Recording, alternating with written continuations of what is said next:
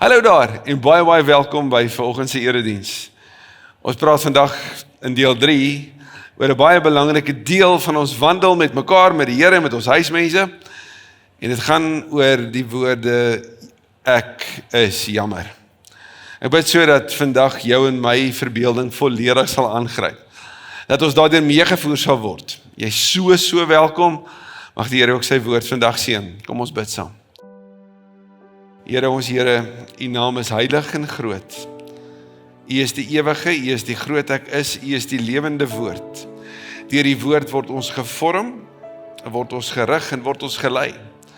Wil jy asseblief vandag ook so aan die woord wees, of ek by die huis is en of ek in die motor is, of waar ook al ek in my lewe nou is, of saam met wie ek nou is, wees so aan die woord, Here, dat ons dit bitter persoonlik ook sal neem.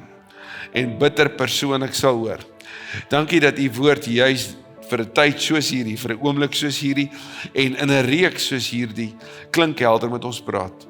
Wees asseblief van die woord, ons bid dit in afhanklikheid van in die naam van die Here Jesus. Amen.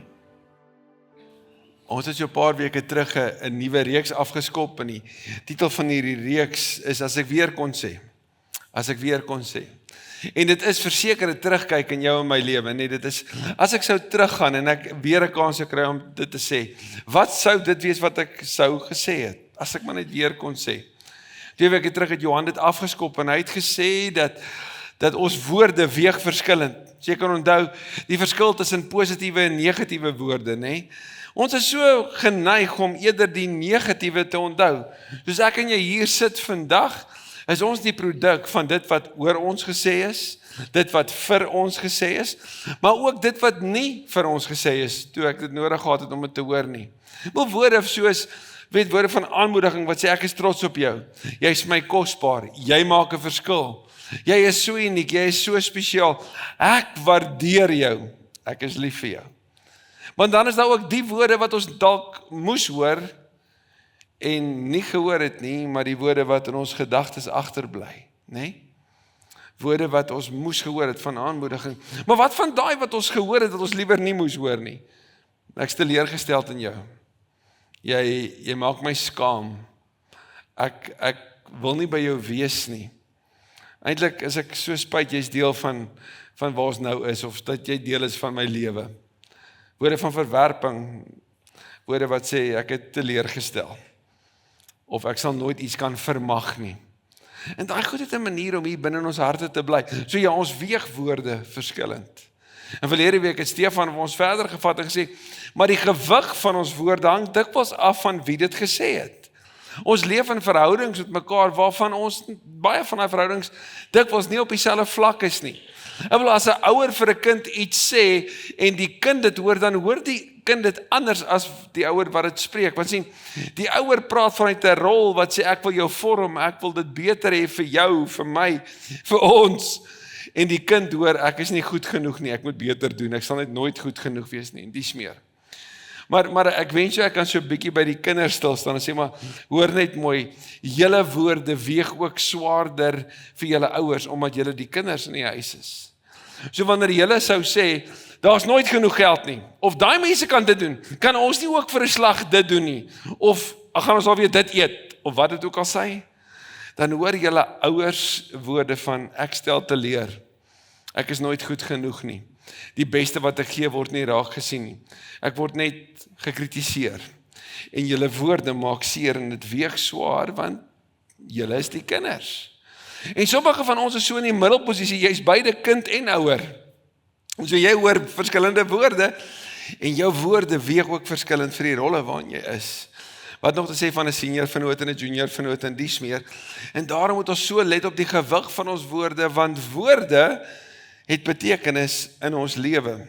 Trouwens, hoor net die woorde van Stephen Foster. Hy sê, the power of speech is an extraordinary gift from God, laced with divine potential. Seker hoekom die psalmdigter dit so sou skryf in Psalm 19 vers 15. Mag wat ek sê en wat ek dink tog vir U aanneemlik wees, Here, my rots en my verlosser. Mag wat ek sê en wat ek dink vir U aanneemlik wees, soos woorde krag het, dan moet ek tog my woorde weeg. Inteendeel, ek moet dit baie mooi deur 'n filter sit en seker maak dat wat ek sê, dat dit goed is. En dan veral hierdie woorde. Ek is jammer. Dis waar by ons stil staan vandag. So 'n klompie jare terug, kom ek hoor gou eers net by julle. Wie van julle ry 'n bakkie? Gou, nee, dit moet redelik algemeen in ons omgewing wees as jy slaggate kyk op die pad. Goed, wie van julle ry 'n Hilux? Dis nie verskil. Maar dis nie 'n bakkie nie, dis 'n Hilux. Want hy daai seentjie toe hom gekry het, nee, dis nie 'n bakkie nie, dis 'n Hilux. Maar ek het die voorreg gehad om so 'n klompie jare terug 'n Hilux te kon bestuur en te kon ry. En ek onthou toe ons hom net gekry het, kyk, spierwit, Heritage Edition, steel top canopy, ek bedoel, ek het selfs 'n matras agter laat insit. En ek was so dankbaar en trots op my Hilux, ek het hom so ver as moontlik wegparkeer van al die ander karre af. Want ek wou net nie hê iemand moet 'n deur oopmaak en teen hom stamp nie. So ek het vir my gesin gesê, van nou af sal ons loop. Ek parkeer deur, maar ons sal loop. Waar ook al ons gaan, ek is jammer, want ek het 'n Hilux, is nie 'n bakkie nie. En julle? Een Vrydagoggend het ons het op daai stadium gereeld by die tronk uitgereik en ons kom van die tronk uitreik af en na die oggendgebeure moet ek die kinders gaan haal by die laerskool. En een van ons kinders was in die graad R klas gewees en toe het Hennospark net die graad R sentrum gebou. So jy kon nie geparkeer het waar jy gewoonlik parkeer het nie, jy moes so by die rugbyveld stop. En ek sit in my Hilux, is nie 'n bakkie nie, sit ek met my foon oop, ek's besig om Bybel te lees. Hoor mooi, YouVersion Bybel lees in my Hilux. En op daai oomblik is daar 'n skuddende belewenis, letterlik. Alles skud om my en dit was nie 'n engel nie. Toe kom daar 'n oom met 'n bakkie. Ek sit in 'n Hilux, hy ry 'n bakkie. En sy bakkie het 'n sleepwa op. Ek sal eintlik wou sê hy het 'n trailer gehad, nê? Nee? Want hy het kom stoele kry by die skool vir sy kerk. En die oom met sy bakkie het nie besef dat daar, of hy het vergeet dat daar 'n trailer agter hom is. En toe hy so draai maak, toe besluit hy dat die voorste deel van my Hilux, nie 'n bakkie nie, word so misvorm saam met hom geneem. En ek voel soos wat hy hom hak, dan gat ons en toe ek weer kyk en ek sien, hier trek hy hom, toe trek hy hom verder. En dis op daai oomblik wat ek vir myself sê, Smith, nou moet jy baie mooi fokus nou. Want sommige van ons sit op sekere stoele waar ander meer mense na jou, of waar ander na jou kyk met ander oë. Want as ek nou enige iemand anders was wat nou uitgespring het en my meer verloor het, sou dit aanvaarbaar gewees het, nee. Maar nou moet dit nou die stoel wees waarop ek sit, want ek weet ek verteenwoordig nou hier so 'n bepaalde groep mense waarvan ek so bly is om van deel te kan wees, maar op hierdie oomblik wou ek nie daar wees nie. En nou wat ek vir myself sê is terwille van die oom se gesondheid en myne, kom ons handhaaf net spasie. Hoe meer afstand daar is, nê? En die oom het toe met skok, weet, uitgeklim, hy het eers na sy trailer gekyk en ek was meer besorgd oor die voorkant van my Hilux. En terwyl hy nader kom, loop ek net terug. Ek loop net terug want ek probeer die spasie net handhaaf. En die oom sê, "O, ek weet hoekom het hierdie nou gebeur." Ek dink toe, hoe nou? Hy sê, "Ek sê vanoggend vir my vrou, ek is glad nie lus om te gaan stoele haal vir die kerk se bazaar nie." Dit was nie ons kerk se bazaar nie, so terloops. En weet julle, sy woorde moes seker dit vir my beter gemaak het. Maar hy het nou vir my die redes gegee, die bedoeling gegee vir hoekom hierdie nou gebeur. Hierdie was 'n ongeluk, hy het dit nie as prins gedoen nie. Maar daar was 'n rede agter dit, heel duidelik. Hy was in gedagte. Hy's besig om te dink oor al hierdie harde werk wat hy moet doen om stoele te kry vir hulle kerk se bazaar. Siel geduidelik, dit was nie as prins gewees nie. Ek bedoel met ander woorde, eintlik wat ek moet sê vir die oom is dis fyn. Dis heeltemal reg, dis heeltemal fyn. Weet oom wat? Net die feit dat oom nie bedoel het om hierdie te doen nie, maak alles nou reg. My skade is nie met, ek gaan nie eers die versekering bel nie. Ek kan nie eers hierdie kar laat regmaak nie, want dit was nie oom se bedoeling gewees nie. So niks van hierdie skade tel nou nie. Kom ons gaan net aan asof niks fout is nie. Dis mos wat ek moes doen, nie waar nie?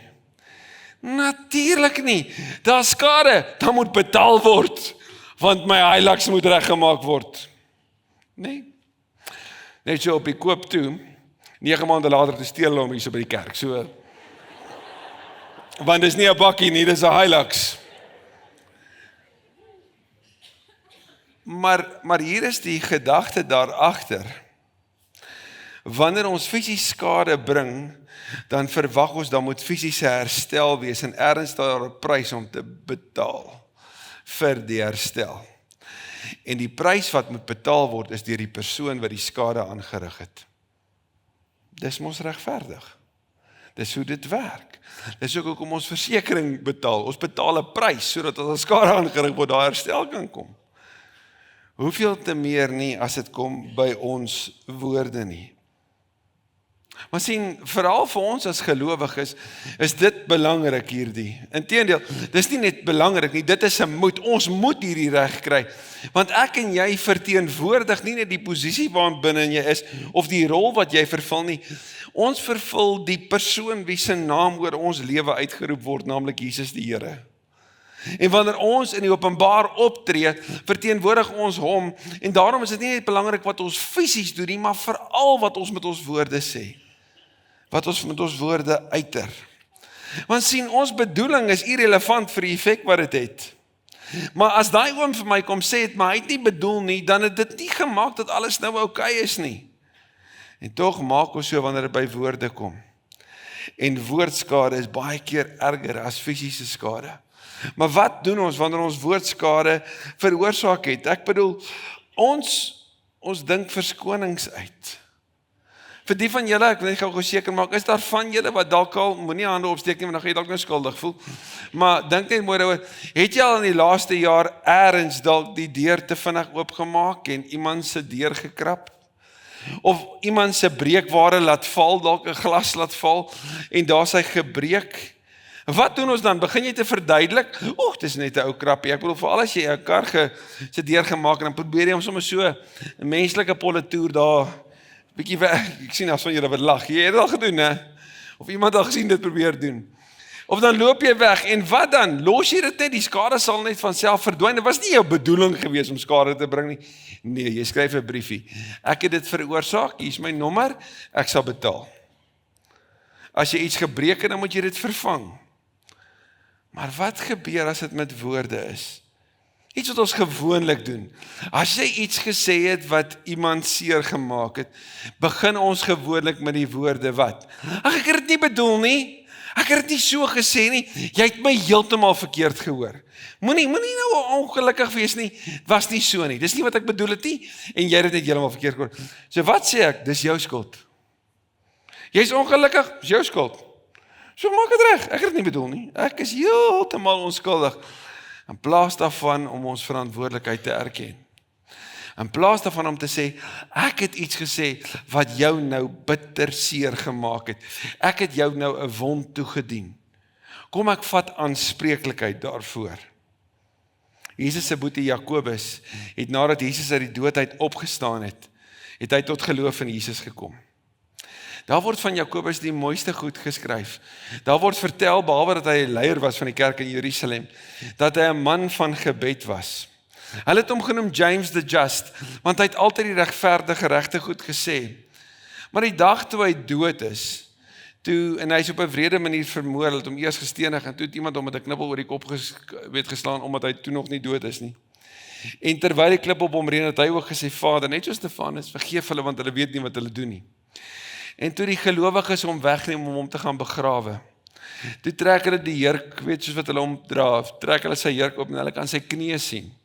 En toe kom hulle agter hy knieknoppe soos kamele. En van daar af het hulle hom genoem James Camel Knees, dis oor hoe daaroor hom gepraat is. Maar weet julle waarvan het hy die kameelknieë gekry? Van gebed. Hy het jare, of dae, weke, maande in gebed gespandeer. En wat sê Jakobus oor die tong? Want ek sou dink, hierdie is 'n man van gebed, so as hy oor woorde skryf en oor ons tong skryf, dan gaan hy sê, hoe wonderlik dit is in al die geleenthede wat dit bied en dies meer, nê? Maar hy doen nie, hoor wat sê hy? Ons struikel almal in baie opsigte. As iemand nooit struikel in wat hy sê nie, is hy volmaak by magte om ook sy hele liggaam in toom te hou. Sien, Jakobus sê dit baie duidelik, om die tong te beheer is die, ek wil eintlik sê, is die hoogtepunt van selfbeheersing. As jy jou tong kan beheer, kan jy die res van jou liggaam beheer.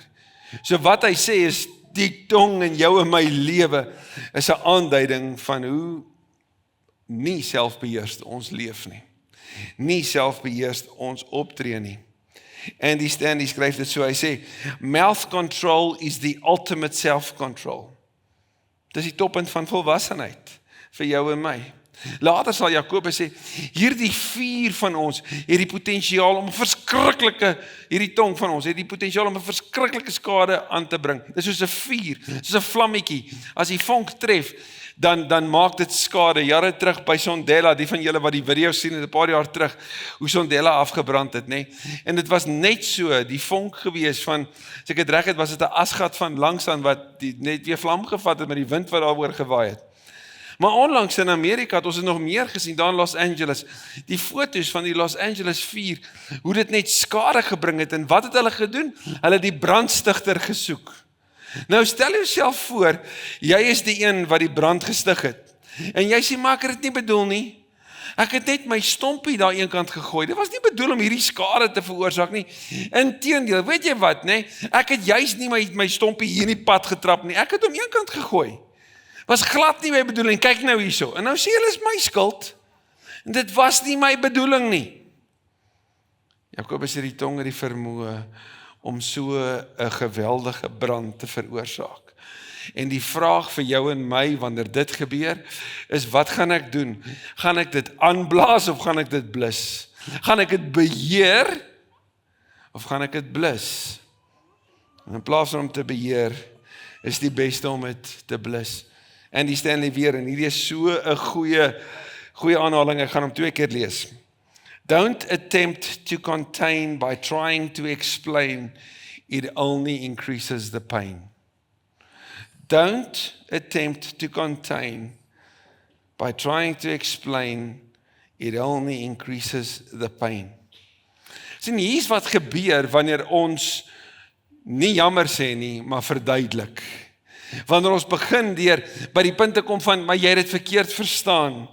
Ons sê in wese vir mense, ons hou hulle aanspreeklik vir wat hulle beleef het. Hoor net dit. Stel jouself voor, jy so iemand met 'n mes steek, en hulle sê, ouch, en jy sê, jy het heeltemal verkeerd gehoor. Jy het hierdie nou verkeerd gevoel. Nee, jy moes nie nou so seer gekry het nie. My bedoeling was glad nie dat dit jou moes tref nie. Eintlik wou ek net vir jou wys wat die effek is, en hoe skerp hierdie lem is, en kyk nou. Maak tog nie sin nie, nee? En tog maak ons so met ons woorde. Ons begin met die woorde, ek is jammer, maar ek wil gou net vir jou, jy moet net mooi verstaan. Ek was onder geweldige druk. Daar was baie spanning. Ek is moeg. Ag, ek was nie regtig lus om dit te sê nie. Hoorie, dit was nou maar net daai tyd gewees. Ek is jammer, dit was daai tyd, man, ek het dit nie so bedoel nie. Dan loop mense rond met baie diep wonde van die woordskade wat ons gedoen het, want woordskade is baie keer baie meer langdurig en soms permanent as selfs fisiese skade. Maar as ek die verantwoordelikheid het, as ek weet wie ek verteenwoordig, dan het ek nodig om te verstaan dat die woord ek is jammer is genoeg. Ons gaan verder. As ons vir iemand sê ek is jammer, weet julle wat sê ons dan vir hulle? Ons wil hê hulle moet asseblief vir ons vergewe. Nie waar nie?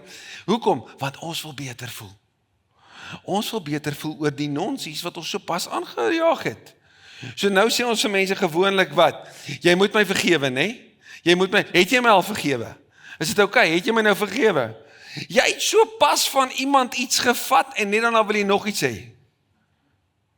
Dink bietjie daaroor. Jy het so pas iemand seer gemaak en nou sê jy vir hulle, een, hulle het dit verkeerd gehoor en twee, hulle moet nou vir jou vergifnis gee. Sodat jy kan beter voel. Of hier's 'n erger ene. Gee my net 'n drukkie. Kom, gee my net 'n drukkie. Kom, asseblief. So nie net dat ek jou nou emosioneel seer gemaak nie, ek wil nou fisies iets van jou hê. Sodat ek kan beter voel. Maar Jesus se volgelinge se woorde klink nie so nie. Die Jesus lewe klink nie soos ek nie. Die Jesus lewe klink soos jy eerste. Soos en ek dink wat my woorde se effek op jou het. Nie op hoe ek voel of ek die reg het en dies meer nie. Hoe het jy dit nou beleef? Dis hoe dit moet klink. Nou julle om so 'n preek soos hierdie te bou, kan jy jouself indink wat in die week vooraf in 'n mens se lewe gebeur. So donderdagoggend moes ek 'n troue 8 uur doen in Sinnewil, Doer aan die kant, nê? En dit beteken gewoonlik wat? Ons moet die kinders vroeër by die skool hê. So wat beteken dit? Ek moet mooi vra, hoorie, kan ons asseblief daai tyd ry? Nou, daar's 2 tieners wat ek moet aflaai in die oggend in my huis. En een van hulle, ek sê nie of dit hy of sy is nie, want ek het hy en sy, het so nou en dan die vermoë om net so klein bietjie na die tyd te wees. En die oggend is dit ook so. So ek wou half ry en teen 33 minute oor 6 stap ek die kombuis binne van waar ons motor staan en ek bulder die naam uit, ek kan nie sê hy of sy nie, vir die persoon om te kom. En toe terug in die voertuig op pad skool om hulle af te laai, sien ek dat die persoon wat langs my sit, ek sien nie dit is hy of sy nie, is nie op 'n goeie plek nie. Ek sien die liggaamstaal sê vir my, hier's nou onvrede. En nou weet ek moet Sondag preek oor vrede, so ek moet nou 'n bietjie mooi hoor wat nou hier aangaan. En ek vra dan, wat's fout? En al wat ek hoor is, was dit regtig nodig om my naam so uit te skree? Alles binne my wou op daai oomblik gesê het, jy weet ek wag altyd vir jou, dis niks lekker om die hele liewe tyd te moet wag nie, of om te moet roep nie, ek het mos in elk geval gevra, nee ek moes nie dit doen nie, want anders sou ek nie nou hier kon staan met 'n oop gemoed nie. Wat ek gesê het is, jy's reg, ek kon regtig beter gedoen het, ek is jammer. Sien, dis die oefening wat ons moet inleer. Ons moet dit inoefen. So ek wil jou kans gee om dit saam met my in te oefen, né? As daar iemand naby jou is wat jy dalk vertrou, dat jy hierdie nou sou oefen. So draai bietjie na mekaar toe of julle vriende is en daar waar jy alleen is, dink net bietjie sien die gesig van die persoon voor jou hier en dan doen jy die volgende. Kyk na daai persoon en sê, en daar by julle op die kamera ook, sê bietjie, ek is jammer. Nee, julle begin verduidelik, ek hoor nou, nee. Ja, want hoe klink dit gewoonlik? Ek is jammer, maar, nee, ek is jammer ek is jammer dit. Jy mag dalk selfs nou sê, ek is jammer, omdat Colin sê ek moet sê jammer.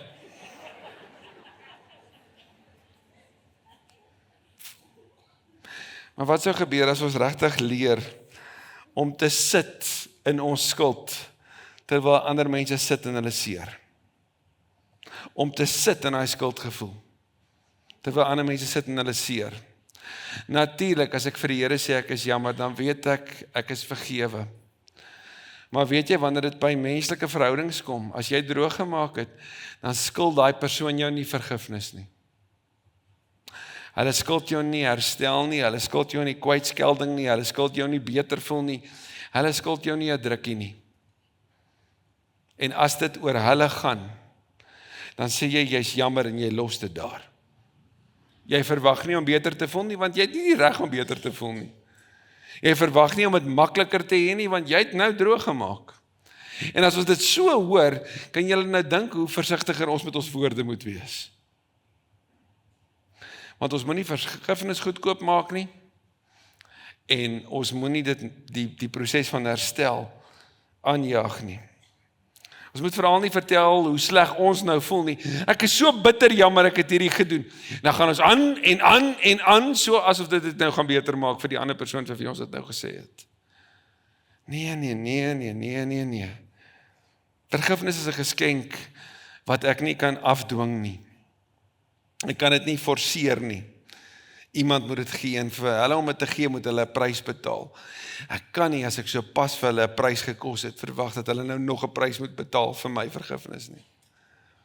Ek kan net sit in berou en jammer sê. Maar Jakobus sê die tong is 'n vuur en ja, 'n vuur kan seer maak. Volgende week gaan ons meer daaroor hoor, maar 'n vuur kan ook louter en ook meer daaroor volgende week. As 'n vuur louter, dan vorm dit en dit neem die onsuiverhede weg. So daarom kan ons tong gebruik, ons woorde gebruik ook tot opbou. Hoor net die woorde van Paulus in Efesiërs 4, ek lees ons 2020 vertaling. Nie 'n enkele afbreekende woord moet uit julle mond kom nie, maar eerder 'n woord wat goed is vir noodsaaklike opbou, sodat dit voordeel mag bring vir diegene wat dit hoor. Nie jou voordeel nie, hulle voordeel. Nie 'n enkele afbrekende woord nie, maar woorde wat opbou. As ons lewe 'n konstruksietoneel is, dan is dit ons verantwoordelikheid om nie af te breek nie, maar op te bou. En as ek afgebreek het, wat doen ek? Ek erken vandag, ek is jammer. Punt. Nie ek verduidelik nie, ek oefen hierdie in, deur opregte berou te hê en te sê ek is jammer.